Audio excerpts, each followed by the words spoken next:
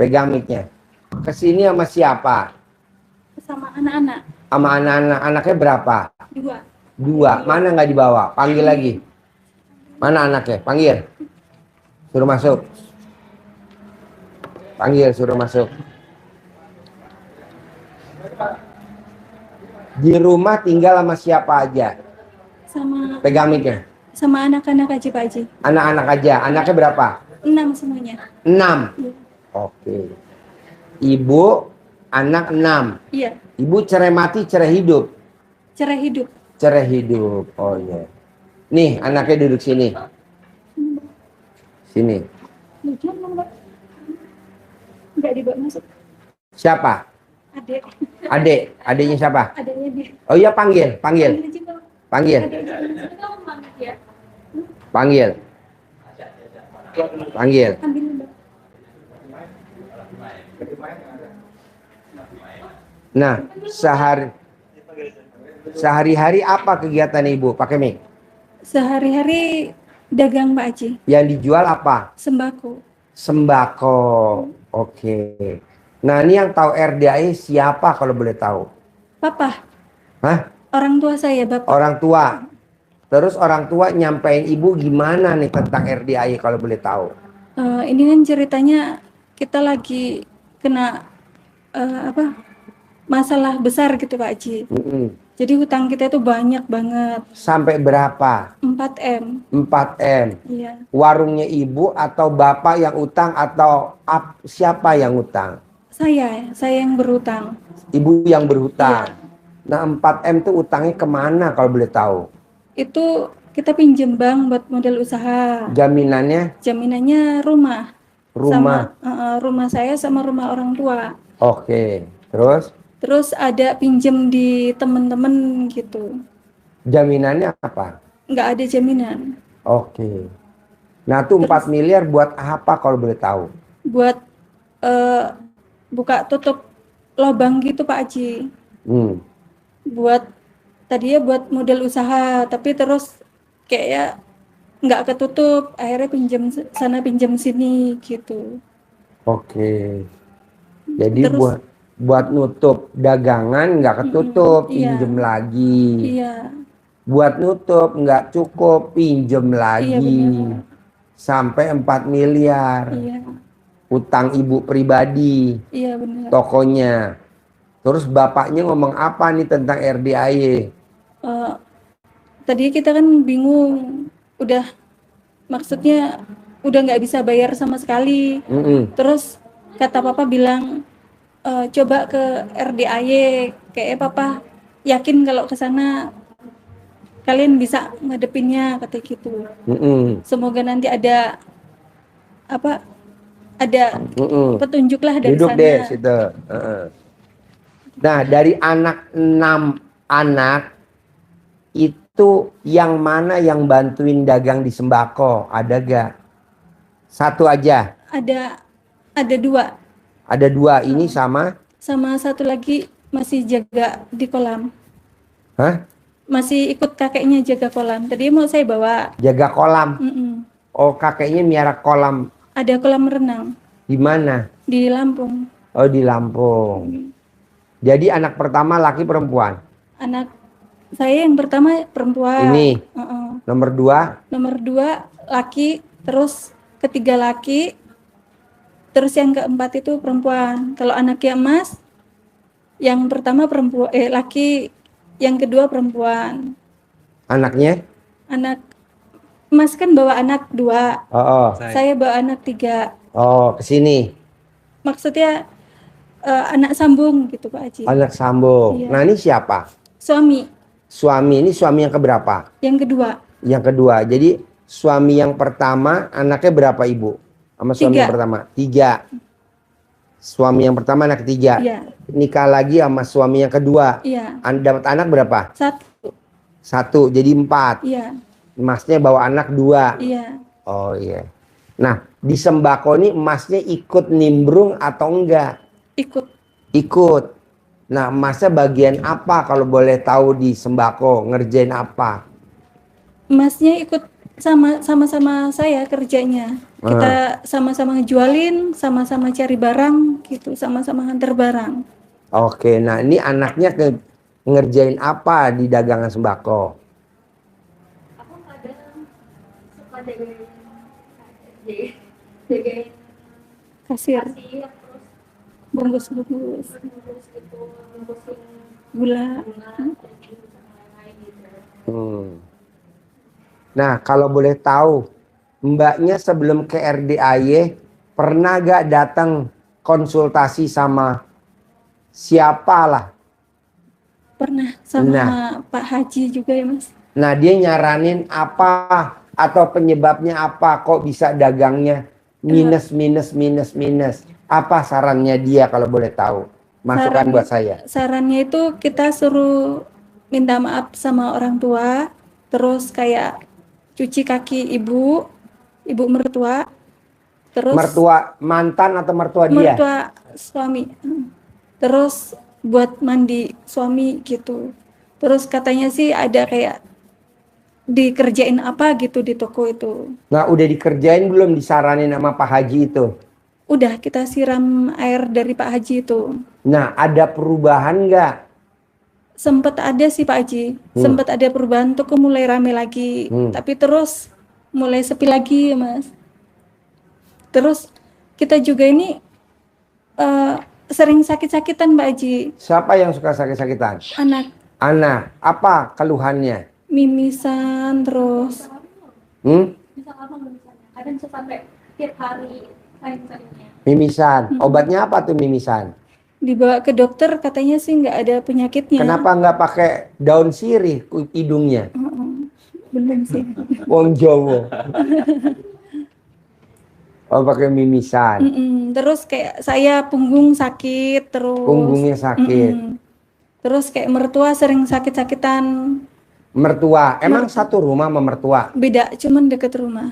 Oh, deket rumah. Nah, mertua apa kegiatannya?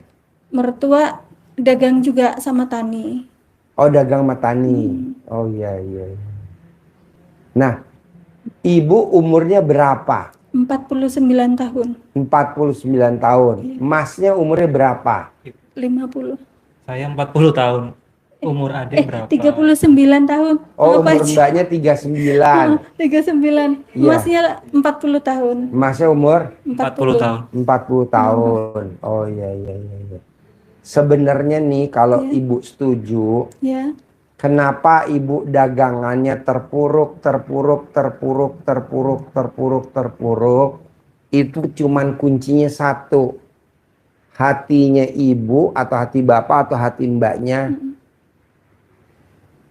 belum bersih. Maunya saya bersih. Nanti orang datang beli, orang datang store modal, orang datang kasih modal. Jadi ibaratnya nih kalau nanam kembang, tanam pohon, kupu-kupu pada datang. Kalau sekarang hati masnya, hati mbaknya kadang suka jengkel, sifat yang 18. Kalau boleh tahu, kasih kertasnya. Ini, kasih kertasnya. Dari sifat 18, yang mana tuh yang ada di emas sama di ibu sama di mbaknya? Dari sifat 18. Ada gak sifat yang ada di emasnya? Suami tercinta. Sifat 18. Mbaknya ada gak tuh sifat 18? Ada. Nah, kalau mau mbasnya dagangannya naik berlimpah, duitnya banyak, saya maunya penghasilannya 10 miliar per bulan. Bisa gak paksain jangan ada sifat 18? Tidak boleh punya sifat 18. Nah, dari sifat 18 itu yang mana yang dominan? Nah, nggak boleh ada. Nanti bisa penghasilan sebulan 10 miliar. Udah dicontohin belum sama tamu RD? Ada namanya Bu Roni sama Pak Roni. Nanti masnya dari sini saya kirim ke Pak Roni. Pak Roni itu penghasilannya per hari dagang sembako 600 juta per hari. Udah lihat Udah. YouTube-nya sih. Udah lihat? Udah lihat. Lihat YouTube-nya. YouTube-nya udah. Nah, saya maunya kayak gitu. Sebulan 18 miliar. Anaknya gadis, masih bujangan anaknya. Penghasilannya per hari 150 juta. Sebelahnya dagangnya sama. Hanya cuman jaraknya 100 meter. Sama yang dijual. Tapi yang lain nggak bisa. Cuman dia aja. Nah, apa yang dipraktekkan namanya Pak Roni dan Bu Roni yang diterangin sama Pak Sidi? Coba terangin, Bos.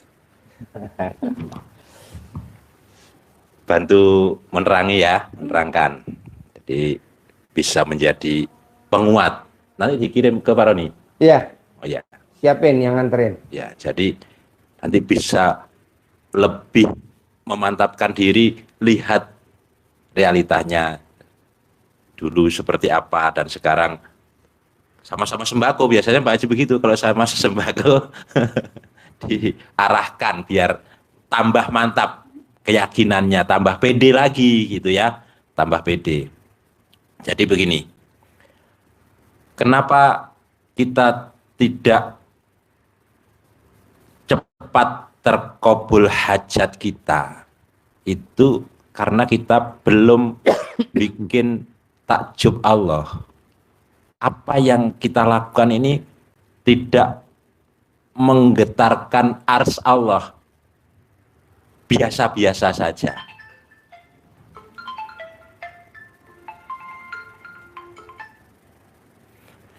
Kalau biasa-biasa saja, ya kayak kita sekolah, kalau kita belajarnya biasa-biasa saja ya, guru kita kadang tidak memperhatikan banget.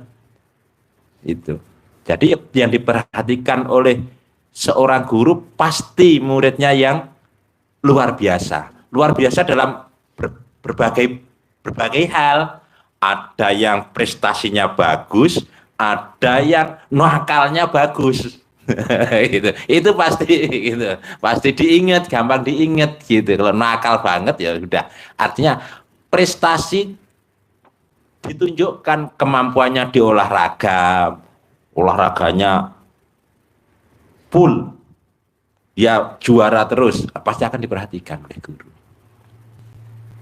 Rajinnya banget, setiap ulangan ujian hasilnya bagus, pasti diperhatikan, luar biasa.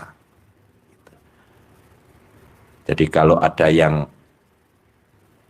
belanja ke toko ibu itu, kemudian ibu memberikan layanan yang luar biasa kepada pelanggan, maka ini layanan yang ekstrim. Udah Pak, biar di situ sebetulnya sederhana. Jadi ekstrim itu kita ngangkatkan barangnya ke mobil, ngantar natakan ke mobil, kita wadahi yang bagus. Contoh ini contoh ya, biasanya ya sudah senyum aja nggak ada. Ya, ini biasa-biasa aja, sudah beli kayak supermarket itu nggak ada komunikasi. Tapi ini walaupun kita bentuknya kayak minimarket, tapi layanannya juga tetap ada komunikasi yang baik. Itu pasti juga akan takjub juga kan pelanggan. Bahkan dengan pembelian tertentu diantar. Udah Pak, sini. Antar. Ini bikin takjub. Begitu juga kita ke Allah, itu agar Allah takjub pada kita, ya kita harus bikin takjub Allah. Apa yang kita bikin takjub Allah? Ada dua. Yang pertama adalah dengan ibadah yang ekstrim, karena hajat kita ekstrim, maka kita lakukan pekerjaan ibadah amal yang tidak biasa dilakukan oleh orang lain.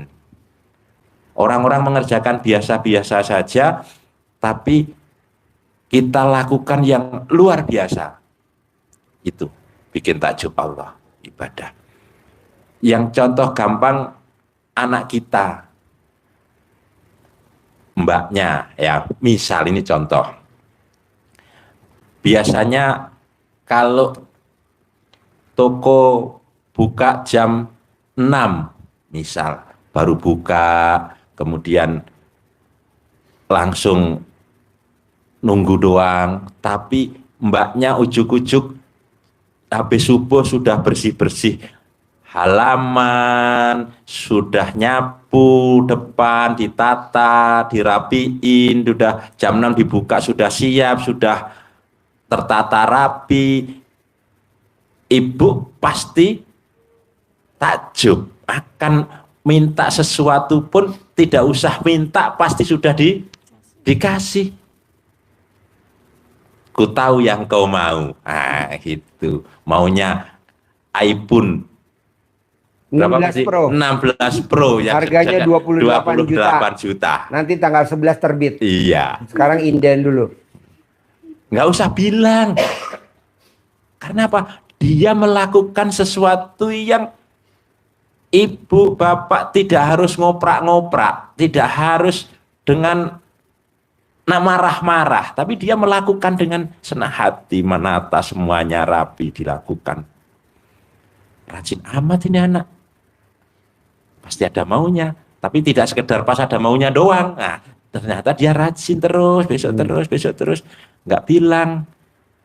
Hanya bilang datang ke ibu, Bu, ini ada promo iPhone 16 Pro. 16 Pro ini Harganya 28 juta. ini tanggal 11 sudah mulai masuk Indonesia. Memorinya ini, 512 ini kalau bisa untuk ngirim video sama foto yang banyak. Foto video bisa banyak. Jadi kalau dagangan kita upload di lewat ini, pelanggan kita masukkan dalam grup ini memorinya kan kuat Ibu, ini bagus. Ngomong gitu doang, nggak minta kita beli, ini kayaknya bagus ini. Oh ya udah besok ganti ya. Gitu. Iya Mbak ya. Itu maksud seperti itulah. Besok tanggal 11 ada terbit. Seperti itulah kita ke Allah. Melebihi dari yang biasa orang-orang, tetangga-tetangga, saudara-saudara kita lakukan, kita lebih dari itu. Itu namanya bikin takjub Allah.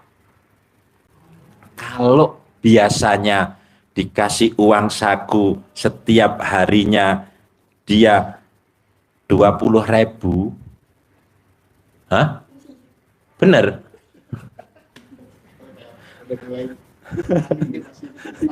Nggak boleh gitu.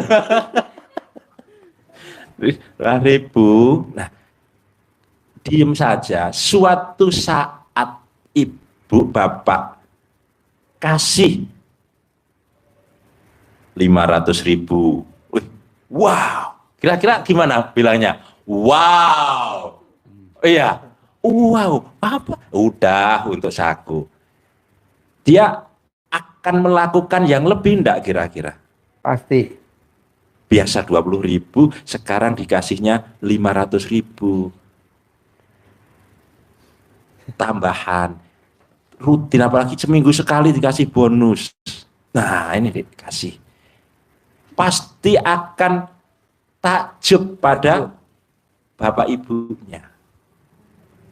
Begitu juga kita, orang-orang yang sedekahnya biasanya seminggu sekali ke masjid bawa yang lumayan goceng ya, gocengan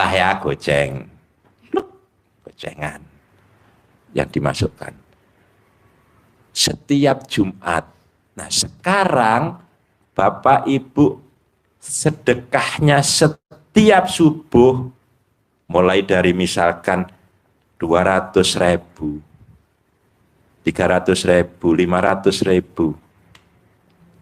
Kira-kira kayak itu tadi enggak Allah? Wow juga enggak Allah? Pasti wow. Nanti enggak diminta oleh Allah saja, ada didatangkan pelanggan-pelanggan yang biasanya belanjanya cuman 200.000 sekali belanja, di sana pedagang itu rame juga, akhirnya belanjanya jadi 2 juta. Ada pelanggan yang begitu?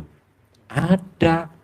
Jadi kita mohon ke Allah itu tidak sekedar memohonkan diri kita untuk punya rezeki yang banyak.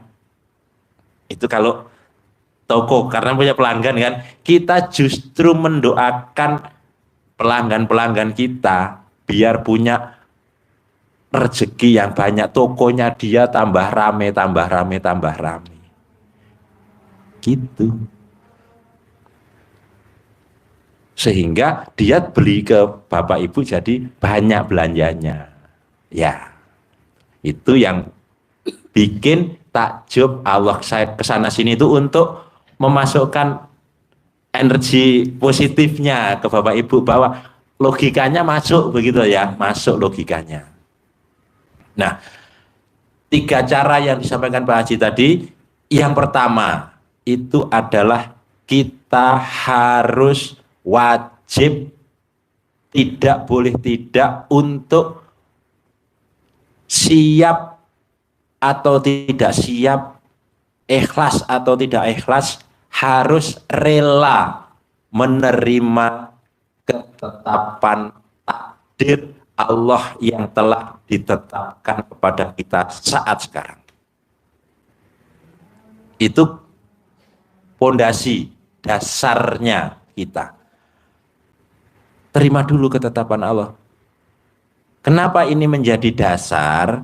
Karena ini kalau kita tidak kedepankan, tidak kita kuatkan di diri kita, kalau kita tidak terima ketetapan takdir Allah itu begini, dampaknya kita akan menyalahkan diri sendiri pertama. Masih lumayan kan, diri sendiri, apa ya Allah dosa saya, kok saya harus diberi beban seperti ini. Ujung-ujungnya ke situ, sifat itu nanti ke sana nanti. Pertama di situ mulainya kan, kita tidak menerima ketetapan Allah. Terima dulu, Allah sudah menetapkan ini, sudah. Tidak diungkit masa lalu, karena kita hidup di 3 masa. Masa lalu, masa kini, dan masa depan. Kalau kita masih menengok masa lalu, masa depannya tidak akan sempat terpikirkan. Susah. Terus saja uring-uringan, menyalahkan diri sendiri. Yang kedua, menyalahkan ring 1, bahasa Pak Haji. Ring 1 ya, suami, istri, anak, mertua, orang tua. Ini disalahkan. Gara-gara lu.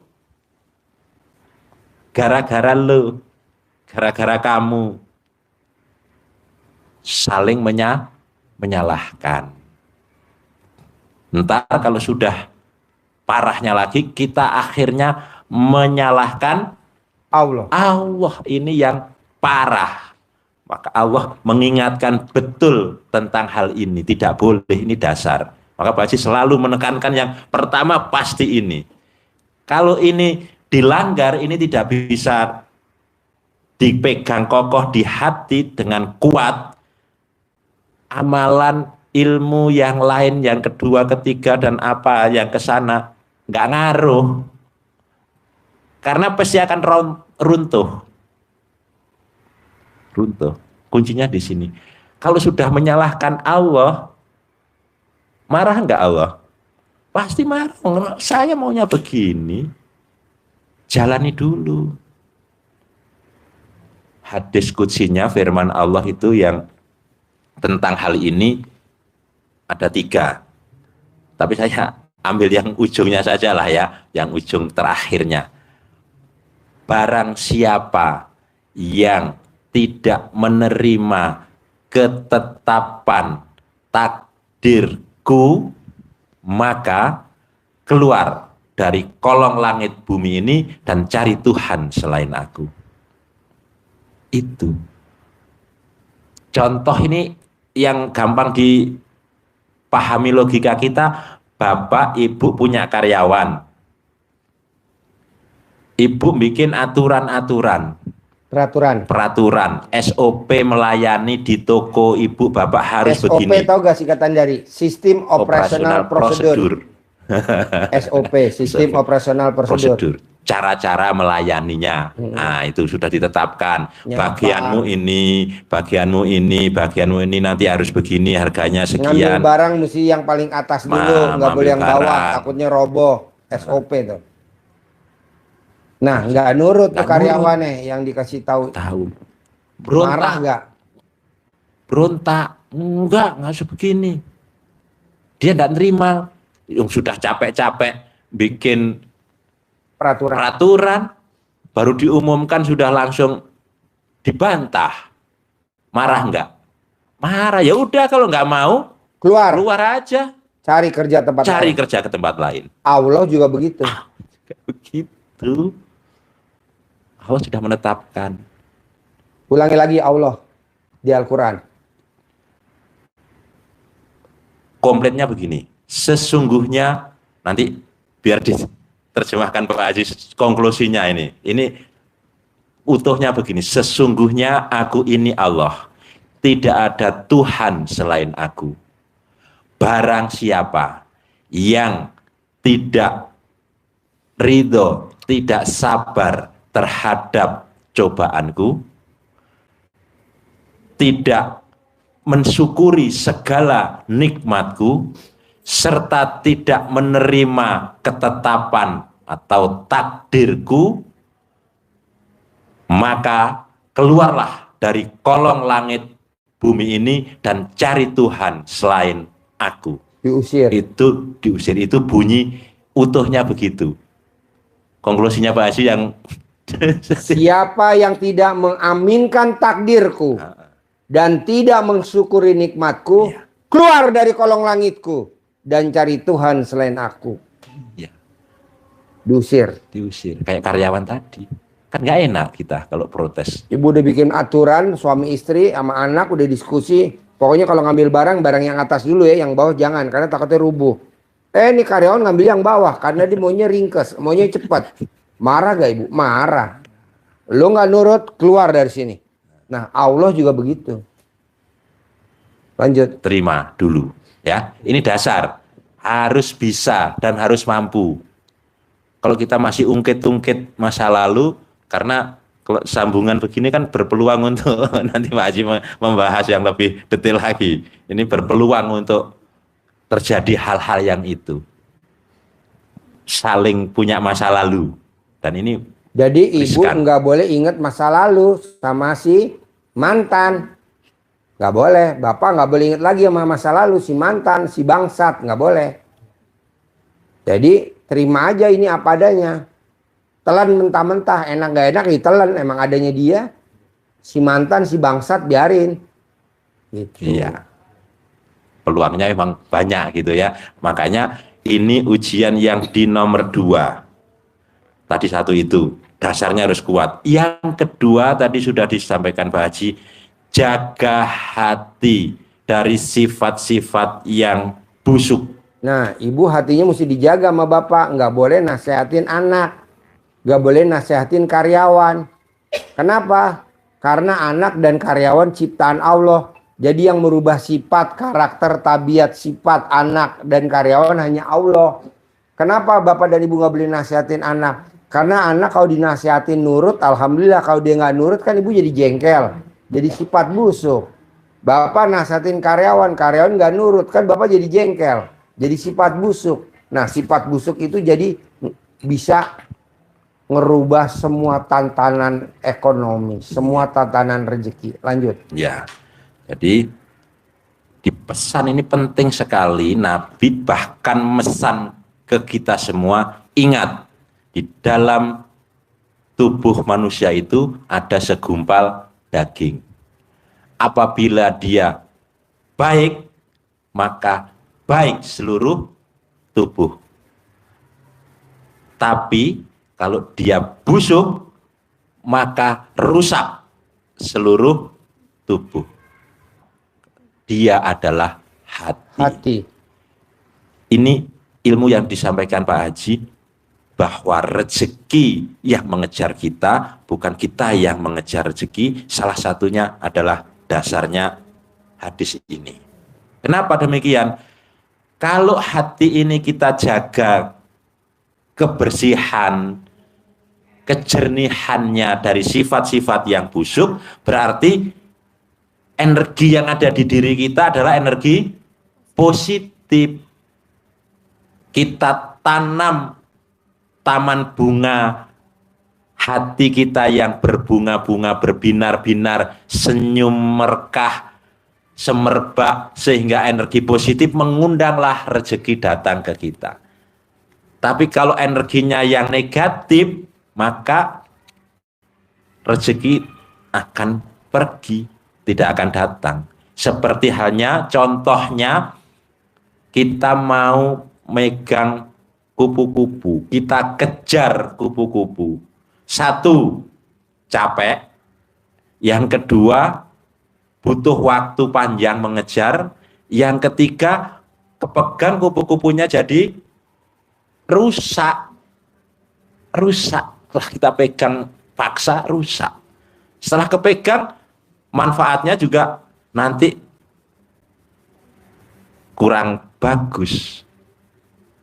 Tapi kalau kita mau menikmati kupu-kupu berterbangan di depan kita, harum.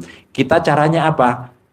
Tanam bunga, bikin taman yang bagus, bunga semerbak harum, tumbuh bunga-bunganya, keluar mekar putik sarinya, sehingga kupu-kupu pada datang.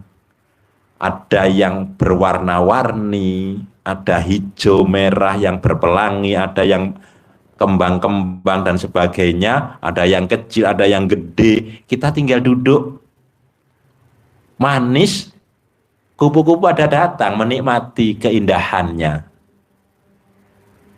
Tidak harus capek-capek. Begitu juga rezeki contohnya. Kita tanam di dalam diri kita ini sifat yang positif.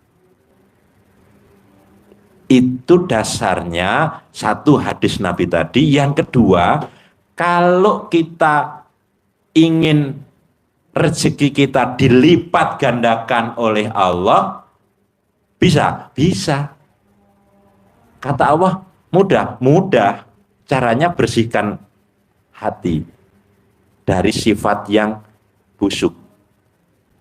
Buktinya apa? Allah memerintahkannya untuk mohon ampun, berarti membersihkan diri, dosa-dosa dibersihkan. Di surat Nuh ayat 10, 11, 12, nanti dibukakan Mbak ya, biar tambah yakin. Bunyinya kira-kira, fakultus taghfiru rabbakum innahu kana ghafaro. Itu ayat yang ke-10.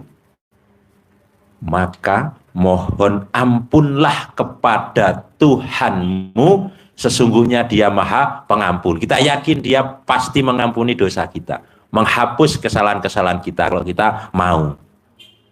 Kita harus, godaannya ring satu itu suami. Biasa godaannya ring satu anak. Biasa godaannya ring satu. Nah, ring satu itu jengkel sama suami. Itu nggak boleh. Tapi kan kadang suami saya kalau sholat subuh susah Pak Haji, biarin. Kan nanti kalau ibu bisa langsung ke Allah, kenapa harus ke suami? Jadi suami sholat subuh susah. Udah jangan dibangunin, biar aja dia tidur dulu. Ibu langsung ke Allah. Allah, gerakan hati suami saya tercinta untuk dia sholat subuh. Nanti Allah gerakin. Daripada ibu oprak-oprak dia sholat subuh kan, dia nggak nyaman, masih ngantuk. Nah itu sifat busuk. Salah satunya sifat busuk, jengkel sama suami. Atau suami kalau megang duit boros, atau suami kalau megang duit nggak dicatat. Nah ibu kan jengkel. Nah itu nggak boleh. Suami stok lama emang begitu Bu. Suami limited edition. Suami kadaluarsa. Lanjut. Ya. Jadi apa bonusnya kalau kita mohon ampun, bersihkan hati kita dari sifat-sifat yang busuk itu, kata Allah ada 5 bonusnya. Tapi yang terpenting saat ini di benak Bapak, Ibu, dan Mbaknya adalah yang satu. Yang kedua, wa yumditkum bi amwal. Pasti, niscaya aku akan tambah, akan aku lipat gandakan amwal, harta kalian. Jadi kita baca dari depan atau dari belakang, dibolak-balik, maknanya sama. Kalau dari belakang berarti kalau mau Allah lipat gandakan harta kita, kata Allah caranya mohon ampun. Kalau dari depan, kalau kita mohon ampun kepada Allah, membersihkan diri kita, maka Allah akan akan melipat gandakan harta kita. Otomatis. Mohon ampun itu bukan istighfar, bukan. Sholat taubat. Mohon ampun yang diajarkan Pak Haji tidak sekedar istighfar. Astagfirullah. Bukan sekedar itu. Tapi dasarnya adalah Sholat. Surat Al-Baqarah yang sering kita baca ayatnya 45. Ya ayyuhalladzina amanu sta'inu bis-sabri was-shalah. Ya wahai orang-orang yang beriman, mohon pertolonganlah kepada Tuhanmu, pada Allah. Nah, kita mohon pertolongannya kepada orang pinter. Haji, Ustadz, Habib, ajengan. Mohon pertolongannya pada orang pinter. Sehingga kita nggak salah kalau dipinterin. Nah, ya alhamdulillah kita sampaikan ini dasarnya begitu. Jadi kita mohon pertolongannya kepada Allah. Caranya bagaimana ya Allah? Tadi yang pertama tadi, legowo, lapang dada. Kata Allah begitu kan? Ini jadi dasar kita. Yang pertama Pak Haji sampaikan, terima tadi. Berarti legowo, lepas. Yang kedua dengan sholat. Nah makanya mohon ampunnya caranya dengan sholat. Taubat. Dari maghrib sampai isya. 18 kali sholat taubat. Lanjut. Ya. Jadi sholat taubat. Sholat taubat jumlahnya itu menggugurkan sifat-sifat jelek yang tidak harus ada di dalam hati kita. Jadi itu formula yang dibikin Pak Haji luar biasa. Jadi sifat jelek itu kan banyak, ya kan, macam-macam sifat. Tapi Pak Haji merangkum sifat yang biasa ada di dalam kita, di kita yang ya gampang diingat, gampang inilah yang harus dihindarin. Formula 18. Karena hebatnya formulanya Pak Haji ini, Bapak Ibu nyebut satu saja pasti nyambung semuanya itu. Iya, berkaitan. Jadi satu semuanya pasti kena. Maka kita minta Bapak Ibu kalau mau hajat terkabul, sholat taubatnya 18 itu diniatkan satu persatu. Setiap niat sholat taubat, saya niat mau sholat taubatnya niatnya pakai bahasa Arab, monggo. Pakai bahasa Lampung, silahkan. Pakai bahasa Indonesia, ya umum bisa. Ini contoh saja ya, nanti diamalkan yang mantepnya yang mana. Kan ada yang maunya soli, sunata taubati, rok'ataini, mustaqbilal, dan adalah sifat gundah. Nah, gitu. Iya, itu semua. Ya, umumnya beginilah yang gampang dipahami. Saya niat sholat sunat taubat 2 rakaat karena Allah Subhanahu wa Ta'ala, karena saya suka gundah. Jadi kita maunya menghapus, melunturkan sifat gundah dari diri kita dengan sholat taubat. Allahu Akbar 2 rakaat, salam, dapat 1. Lanjutkan, saya niat sholat sunat taubat 2 rakaat karena Allah Ta'ala, karena saya suka gelisah. Sampai ke yang terakhir, saya niat sholat sunat tobat 2 rakaat karena Allah Subhanahu wa Ta'ala, karena saya suka bermuka suntuk, dan itu tidak cocok untuk pedagang, ya kan? Harus ceria apapun yang terjadi. Ini sifat suntuk, terus Muka suntuk. jutek itu mungkin karena adanya utang itu mungkin Pak. Iya, karena adanya utang, karena tekanan, karena protes dari istri, karena cerewet dari istri, itu bisa ngerubah itu jadi itu. Nah, Karena itu istri tidak bawel, dan karena itu istri tidak boleh. cerewet, karena istri cemberut, jadi mukanya suntuk. Iya. Nah, itu digugurkan dengan sholat tobat, mohon ampun, dan itu harus tidak ada agar Allah mendatangkan rezeki secara berlipat ganda, melipat bertumpuk. Saya maunya 10 miliar per bulan. Amin. Seperti Pak Roni. Ya, itu caranya. Jadi 18 itu dikerjakan antara maghrib sampai dengan isya. Cukup, sudah praktek. 18 cukup, maghrib sampai isya cukup. Masih dagang maghrib sampai isya? Kalau maghrib itu tutup. Sudah tutup. Ya, sudah istirahat. Atau maghrib istirahat ya sampai isya. Udah manfaatkan. Pasti perubahannya luar biasa. Ntar dicari 5 sifat yang dominan di bapak, di ibu, mana dari 18 itu 5 sifat yang melekat, yang paling sering kita rasa. Coba disebut bapak apa? 5 saja. Yang dominan, Yang Pak. dominan. Pakai mic-nya. Saya ngeluh, jengkel, terus Baru 2. cemburu. Wow, masih cemburuan. Wow. Iya. Apa yang dicemburuin dari istri tercinta kalau boleh tahu? Ya, apa ya? Karena ini istri antik kali ya. 2026 nggak keluar lagi produknya ya. Ya mungkin. Limited Cemburu. edition. Terus Terus cemburu, ya mikir. ya. Terus 2 lagi, Satu lagi. Cemberut. Oh ya. Ya, apa yang bikin Bapak cemberut kalau di rumah kalau saya boleh tahu? apa ya?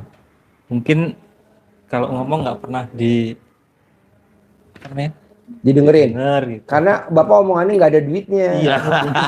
Gitu. Jadi kalau mau omongan Bapak ada duitnya, istri pasti dengerin, anak-anak dengerin. Bapak ngomong doang, duitnya nggak ada. Iya, Mas. Iya. Beda, Pak. 5 coba 5 apa? Murung, sedih, jengkel, kepancing jengkel, bawel. Udah 5 dulu. Nanti kalau itu sudah gugur, nah baru dilanjutkan yang lainnya lagi.